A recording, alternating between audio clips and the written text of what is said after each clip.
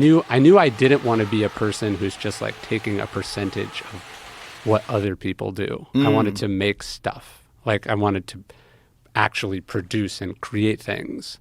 So I knew I wanted to be a writer. And when I first read the Stoics, I was just like, shit, this is it. Like when I read Meditations for the first time, I was 19. I was sitting in my college apartment and I was just like, not only have I never read anything like this, I've never even heard of anything like this. Because you have the most powerful man in the world writing notes to himself that he never thinks are going to be published. Like pretty much every other book ever written was like a writer writing to an audience. Yeah.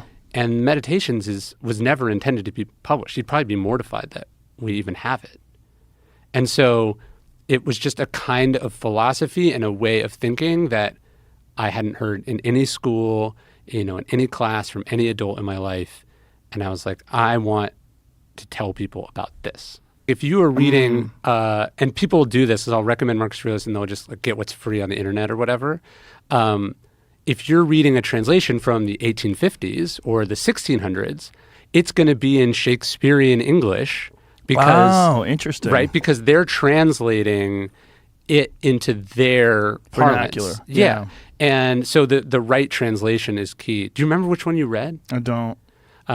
I like there's a Gregory Hayes translation for the Modern Library, which I think is the most like lyrical and beautiful of all of them. That's the one that I randomly bought on Amazon and had no idea that it was going to be the one that would hit me. So were the original ones in Latin?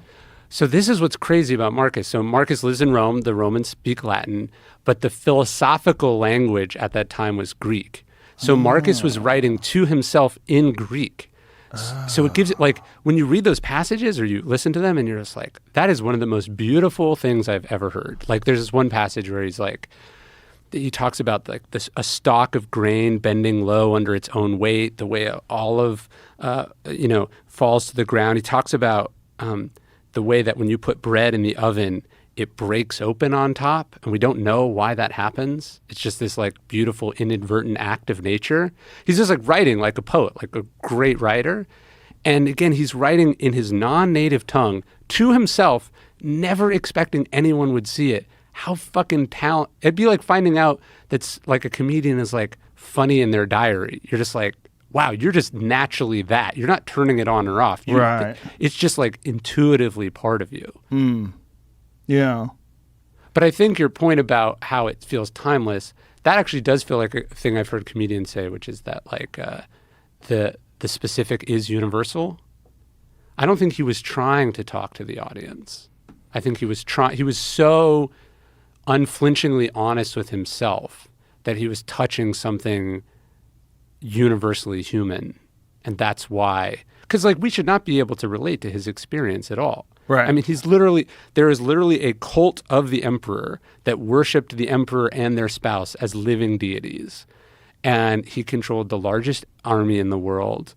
He had unlimited wealth. He could kill or murder or torture or exile anyone he wanted. People cheered him as he walked in the streets. There's no way we should be able to be like, this passage where he's talking about struggling to get out of bed in the morning and you want to huddle under the warm covers. Like how? Because I guess people are people no matter where you get in life. He says in Meditations, he says, be careful not to be Caesarified. Don't be dyed purple. Because the emperor wore a purple cloak. And purple, if now we're just like the color purple. To get purple, it was this complicated process of different merchants. Actually, the founder of Stoicism was a merchant in Tyrian purple, but like slaves would smash up sea slugs or sea snails, dry them on rocks, and this dust would eventually become like the source of purple. Oh. So, and he's like, don't be stained purple. So he was acting like when he becomes emperor, he's like, this will change you if you're not careful. And you have to actively work to make sure that doesn't happen. So he was aware of that. There's another great Eastern emperor, Cyrus the Great, and he has a shitty son too. It doesn't look like Queen Elizabeth's kids are that great. But what's interesting about Marcus is like, it's weird that he's such this great man, and then most people know nothing about him. But like Marcus's father was not emperor. So there's what they call the 5 good emperors. So there's basically in all of Roman history, there's like 5 good emperors, and they happen in a row. And they happen in a row because each one does not have a male heir. So they don't have sons.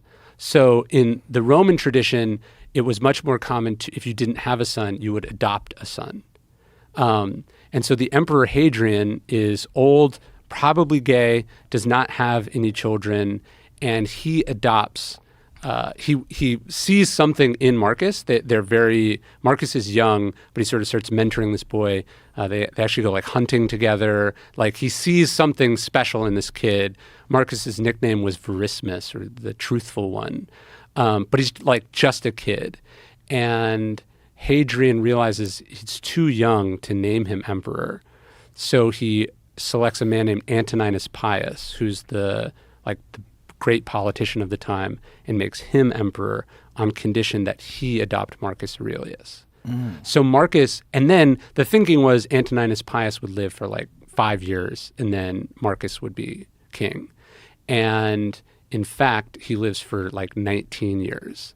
So Marcus has like a 20-year apprenticeship in being the emperor under a man who like could have killed him, who could have been corrupted by power, but is this incredible example. And that's why at the beginning of Meditations, Marcus has like a 2-page thank you letter to Antoninus, his adopted stepfather.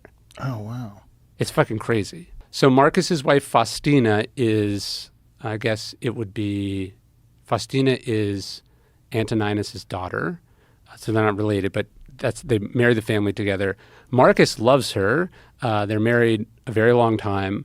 There are rumors that she's unfaithful, but as far as we know, Marcus pays, no attention to this, does not believe them.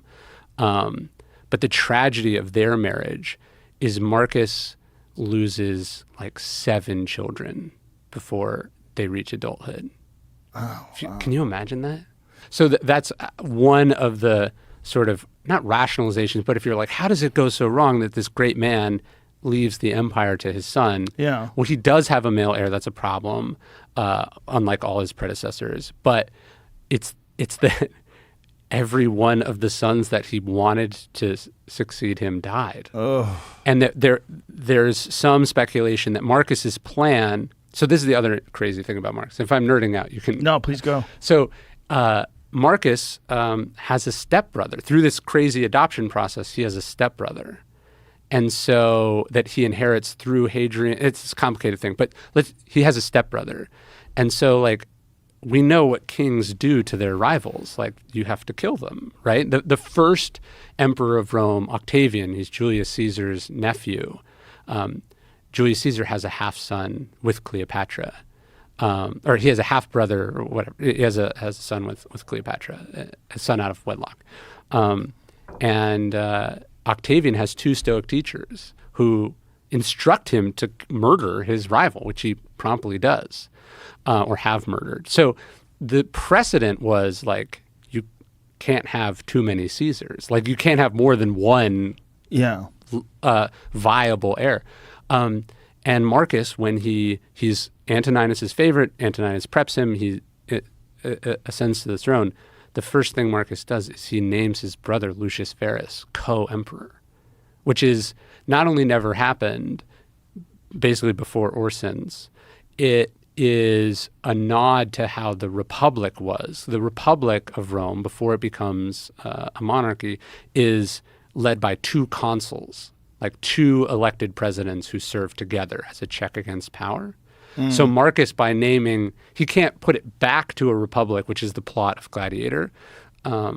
He can name himself a co-emperor. And the thinking is that's what he was planning to do with his sons, but they all died.